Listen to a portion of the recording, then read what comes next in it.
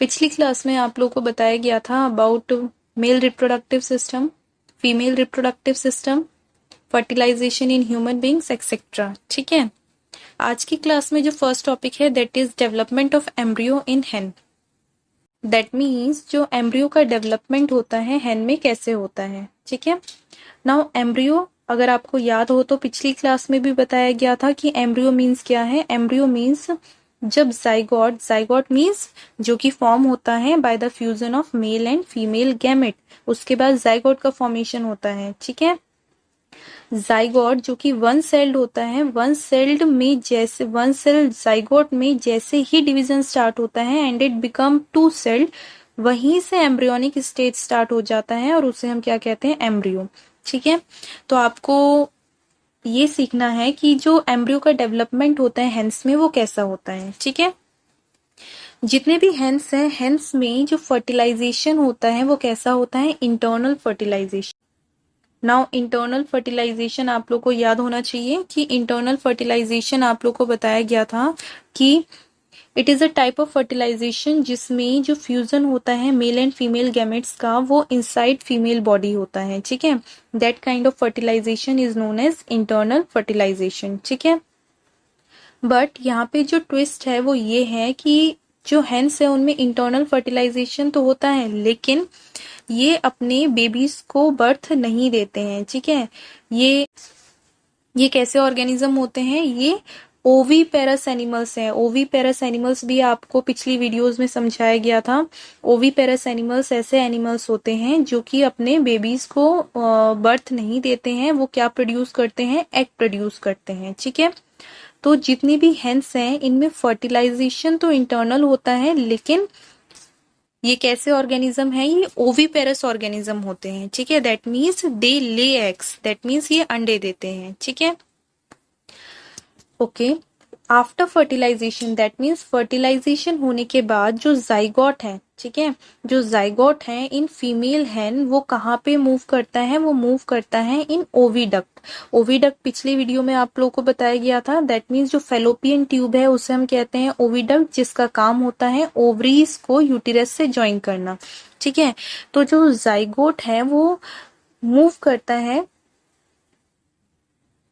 Oviduct में और continuously वहां पे डिवाइड होता रहता है। और जो डिवाइड होता है कंटिन्यूअसली दैट मीन्स जाइगोट जब डिवाइड होता है तो किसका फॉर्मेशन करता है, एम्ब्रियो का। तो ग्रेजुअली अपने अराउंड में प्रोटेक्टिव लेयर फॉर्म करता है। प्रोटेक्टिव लेयर दैट मीन्स जो अंडों का जो हार्ड कवरिंग होता है वो इसी दौरान फॉर्म होता है। ठीक है, जैसे ही हार्ड कवरिंग बन जाती है एम्ब्रियो के अराउंड में, ठीक, तो जो हेन है वो एग ले कर देती हैं, जो हेन्स हैं वो अंडे दे देती हैं। ठीक है, जो एग के अंदर एम्ब्रियो है उसे 3 वीक्स का टाइम लगता है। दैट मीन्स 3 हफ्तों का टाइम लगता है एक प्रॉपर चिक बनने के लिए। ठीक है, चिक आप सभी को पता है, जो छोटा बेबी होता है हेन का उसी को हम चिक कहते हैं।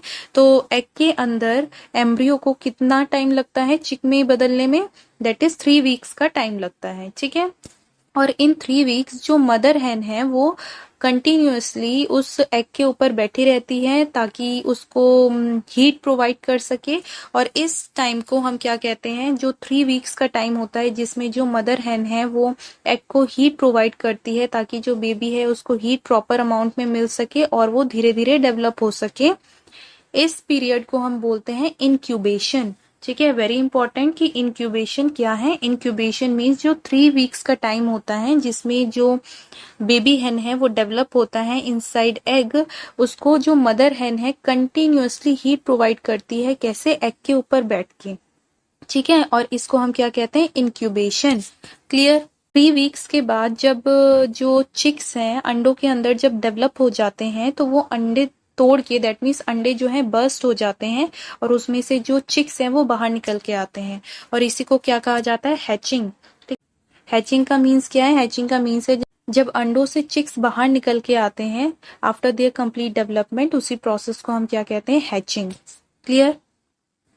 सिमिलरली जो यंग वंस होते हैं, यंग वंस जो बेबीज होते हैं इंसेक्ट्स के, रेप्टाइल्स के और जो दूसरे बर्ड्स हैं वो भी एग से इसी तरीके से बाहर निकलते हैं। ठीक है, next topic is Metamorphosis. Metamorphosis का मीनिंग क्या है, जब लार्वा एडल्ट में चेंज होता है तो इसके मॉर्फोलॉजी में बहुत सारे चेंजेस आते हैं।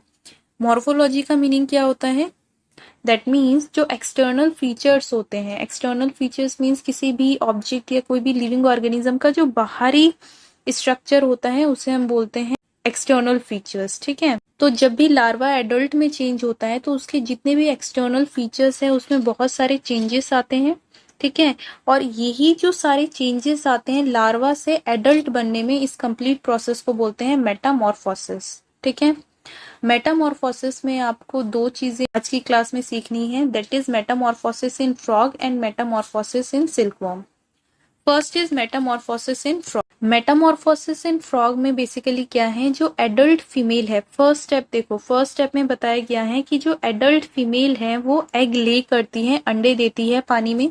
ठीक है, उसके बाद धीरे धीरे जो अंडे हैं, अंडों में से छोटे छोटे लार्वे निकल के आते हैं जिन्हें हम क्या कहते हैं, टेडपोल्स। टेडपोल्स जो कि क्या खाते हैं, एल्गे खाते हैं या प्लांट मटेरियल थोड़े बहुत इनको ईट करते हैं। ठीक है, आफ्टर दैट थर्ड स्टेप में जो टेडपोल्स हैं उनके लिम्स निकलना स्टार्ट होते हैं। लिम्स मीन्स हाथ पैर निकलना स्टार्ट होते हैं और अल्टीमेटली धीरे धीरे बोथ लिम्ब प्रोड्यूस होते हैं। बोथ लिम्ब मीन्स हाथ पैर दोनों प्रोड्यूस हो जाते हैं और ग्रेजुअली जो टेडपोल है वो किस में कन्वर्ट होता है, एडल्ट फ्रॉग में कन्वर्ट हो जाता है। एक और चीज याद रखनी है कि एडल्ट फ्रॉग बनने से पहले जो टेल होती है टेडपोल की वो धीरे धीरे रिमूव हो जाती है।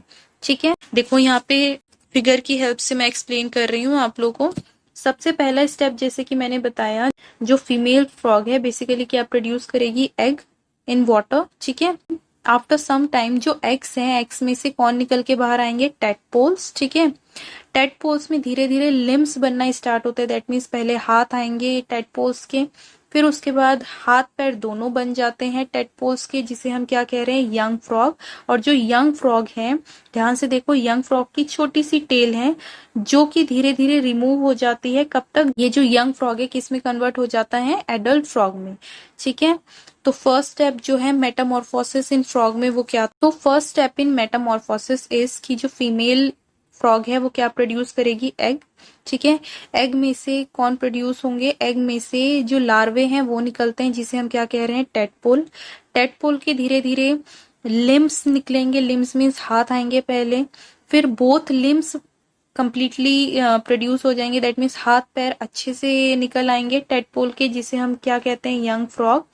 यंग फ्रॉग की टेल प्रेजेंट होती है। धीरे धीरे यंग फ्रॉग जब एडल्ट फ्रॉग में कन्वर्ट होता है उसकी जो टेल है वो रिमूव हो जाती है। ठीक है, क्लियर है मेटामॉर्फोसिस। तो आप देखिए यहाँ पे जो टेडपोल है और जो एडल्ट फ्रॉग है दोनों को देख के पहचान में ही नहीं आएगा कि जो ये टेडपोल है वही बड़े होके क्या बन गया, एडल्ट फ्रॉग। इनकी मॉर्फोलॉजी में कितने चेंजेस आ गए, मॉर्फोलॉजी मीन्स एक्सटर्नल फीचर्स में कितने सारे चेंजेस आ गए। ठीक है, दैट्स व्हाई मेटामॉर्फोसिस मीन्स क्या है, मेटामॉर्फोसिस मीन्स जब लार्वा जो है एडल्ट में चेंज होता है तो बहुत सारे मॉर्फोलॉजी में चेंजेस आते हैं और इस कंप्लीट प्रोसेस को क्या कहा जाता है, मेटामॉर्फोसिस। क्लियर है। नेक्स्ट, मेटामॉर्फोसिस इन सिल्कवॉर्म। मेटामॉर्फोसिस इन सिल्कवॉर्म में देखो, सबसे पहले सिमिलरली जैसे कि मैंने फ्रॉग में बताया था, यहाँ पे भी जो फीमेल सिल्कवॉर्म है वो एग्स प्रोड्यूस करती हैं लीफ में। ठीक है, मोस्ट कॉमन लीफ जो है जिसमें सिल्कवॉर्म एग प्रोड्यूस करते हैं that is mulberry leaf. Mulberry leaf, Arjun भी होता है, बहुत सारे ट्रीज होते हैं, बहुत सारे ट्रीज हैं जिसमें ये एग देते हैं, लेकिन जो मोस्ट कॉमन है that is mulberry, that is शहतूत जिसे हम हिंदी में कहते हैं। ठीक है, तो जो फीमेल सिल्कवॉर्म है, एडल्ट फीमेल सिल्कवॉर्म, वो एग प्रोड्यूस करेगी ऑन लीफ। ठीक है, अल्टीमेटली एग में से कौन निकल के आएंगे, एग में से निकल के आएंगे छोटे छोटे कैटरपिलर। ठीक है, और जो कैटरपिलर निकल के आते हैं, एक ऐसा स्टेज सिल्कवॉर्म की लाइफ साइकिल का जिसमें एग में से कैटरपिलर निकल के आते हैं उसे हम क्या बोलते हैं, ऐसे स्टेज को हम क्या कहेंगे, लार्वा स्टेज। ठीक है, नेक्स्ट इज कि जो लार्वा है वो कंटिन्यूअसली पत्तियों को खाता रहता है और अल्टीमेटली एक ऐसा टाइम आता है कि उसके मुंह से सिल्क निकलना शुरू होता है। ठीक है, और धीरे धीरे उसकी पूरी जो बॉडी है कैटरपिलर की वो कवर अप हो जाती है बाय सिल्क। ठीक है, और ऐसे स्ट्रक्चर को हम क्या बोलते हैं, ऐसे स्ट्रक्चर को हम बोलते हैं कुकून। और सिल्क वॉर्म की लाइफ साइकिल का एक ऐसा स्टेज जिसमें कुकून फॉर्म होता है, ऐसे स्टेज को हम बोलते हैं प्यूपा स्टेज। ठीक है, जो कुकून है उसके अंदर जो कैटरपिलर है धीरे धीरे डेवलप होता है, और डेवलप होने के बाद जब वो प्रॉपर एडल्ट में कन्वर्ट हो जाता है तो जो एडल्ट सिल्क वॉर्म है उस कुकून को रप्चर करते हुए, दैट मीन्स फाड़ते हुए बाहर निकल जाता है। ठीक है, तो Metamorphosis in silk worm clear है, जिसमें कि आप लोगों को बताया गया है कि जो एडल्ट फीमेल है वो क्या प्रोड्यूस करती है, सबसे पहले एग प्रोड्यूस करती है। ठीक है, किस पर, लीफ पर, और जो एग है वो हैच होने के बाद उसमें से क्या निकलते हैं, कैटरपिलर निकलते हैं, और इस स्टेज को आप क्या कहोगे, इस स्टेज को आप कहोगे larva stage. Then larva stage के बाद बेसिकली जो कैटरपिलर है कंटिन्यूअसली पत्तियां खाते रहते हैं और अल्टीमेटली उनके मुंह से सिल्क निकलने लगता है। ठीक है, और वो अपने आप को कवर अप कर लेते हैं इन कुकून। ठीक है, और कुकून के अंदर डेवलप होते हैं। समझ में आ रहा है। और इस स्टेज को हम क्या कहते हैं, इस स्टेज को हम कहते हैं प्यूपा स्टेज। अल्टीमेटली कुकून के अंदर जो सिल्क वॉर्म है वो डेवलप हो जाता है और कुकून को रप्चर करते हुए, दैट मीन्स फाड़ते हुए उसमें से बाहर निकल जाता है। सेम प्रोसेस बटरफ्लाइज के केस में भी होता है।